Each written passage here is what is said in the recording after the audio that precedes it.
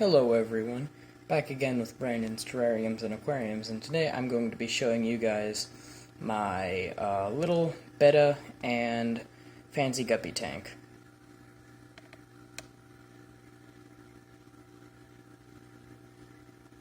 So this tank, it holds around like 3 or 4 gallons of water. It's a Penplax like 2.8 gallon aqua terrarium. My parents got it for me like a year or so ago on Amazon. Yeah, it's a pretty okay tank. There's some problems. Maybe one day I'll do a review on it. But inside the tank we have 2 fancy guppies. My dad likes to call these guys the fancy boys because they're super fancy and like swimming around and chasing each other. And these are all live plants, and this does have a land area above. It doesn't really have, it's not an actual land area. Like I think some springtails live on it. They're these tiny little bug things. You can look at them on Google Images. They're pretty cool looking. They decompose. They help the decomposition cycle of leaves, poop, things like that. They came on there on accident on some moss, but they're really helpful. Now there is one other fish in here. Nope, there she is. That's my favorite fish of all, Luna. She's around like 6 months old to a year old. She's super friendly, well, to people, but she likes chasing the fancy boys around. It's just for fun. She's not a normal betta. Where'd she go? She's hiding back there. But she's a betta embellis. They're a wild type betta. They're really pretty. I'm not sure why more people don't keep them. She's a female, and like I said, she's like 6 to 8 months old. Very friendly. She's kind of like a little puppy. But she's really, really smart too.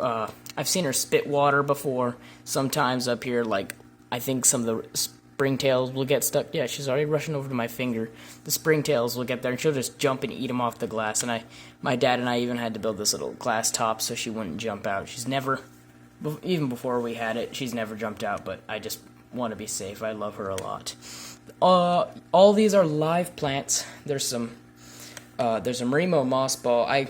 This little light up here, this is just temporary, just for better lighting to see this.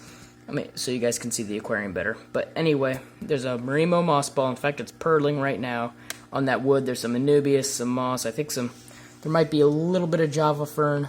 Those are some twigs I got in my backyard. I wanted them to look like roots. There's some pennywort moss, more Java fern on the ground.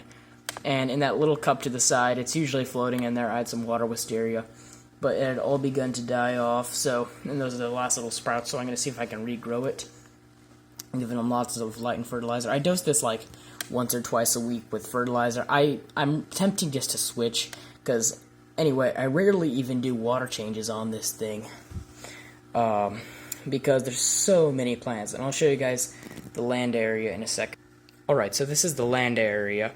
It's not that big. It's only like, I'll show you the whole tank. It's like all the way up there. This is my hand.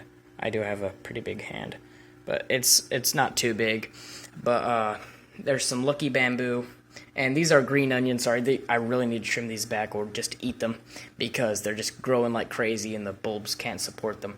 These are some fagotas. I do have one fagoda growing right there. It's not doing as well. There's a white one and then 2 red ones. I also have some others in different terrariums.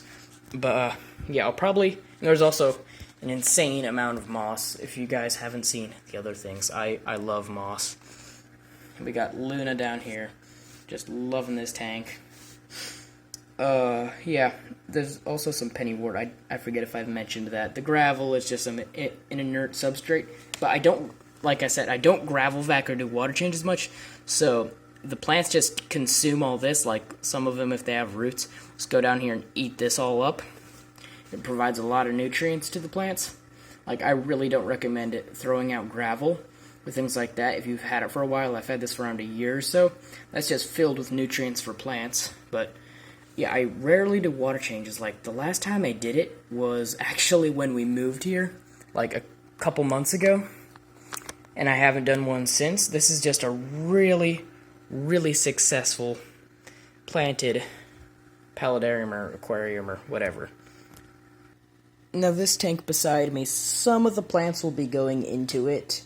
Like, I'll probably take some snippets of plants, like the Anubias right here. Luna's right above it. She likes that plant, but that's probably my favorite plant in this tank. It's just growing on the wood. I like to have it, I'll probably just propagate it some. I'll definitely put in some moss and java fern, maybe a little bit of Marimo moss. Yeah. Now, I don't know if you guys caught this, but there's a ram's horn snail right there. He just likes scooting across all the java fern in there. Those are just little baby ones. He came on a plant that I got, and it was just a happy little accident. And if you can't tell, there's not much algae at all in the water area, and he does a really good job of keeping it clean. He's just right over there. He's probably going to spend the rest of his life in here. Same for all the fish. They're just super happy, healthy.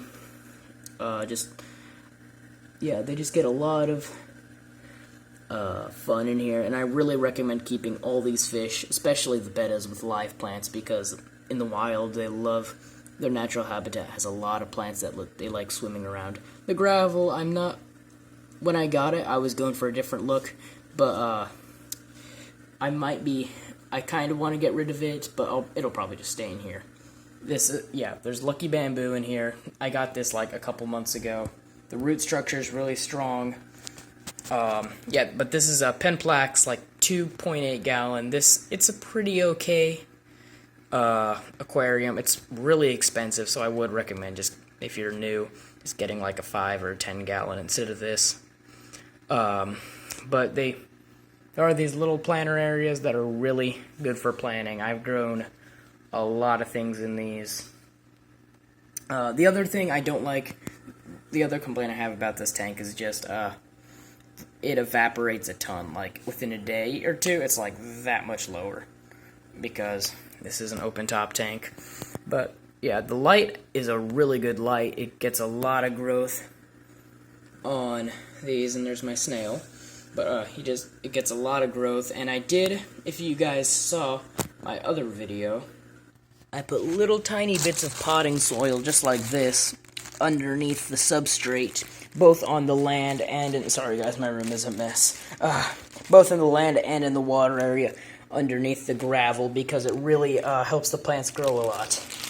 And the other thing is, all behind here, this area back here, like that much, that's all biological mechanical filtration. And the water is returned right here at the top, and it gets filtered a little bit more. The other thing is the pump is not very good. It died after like a couple months of using it, but we got like an Awazi pump, and it's doing much better.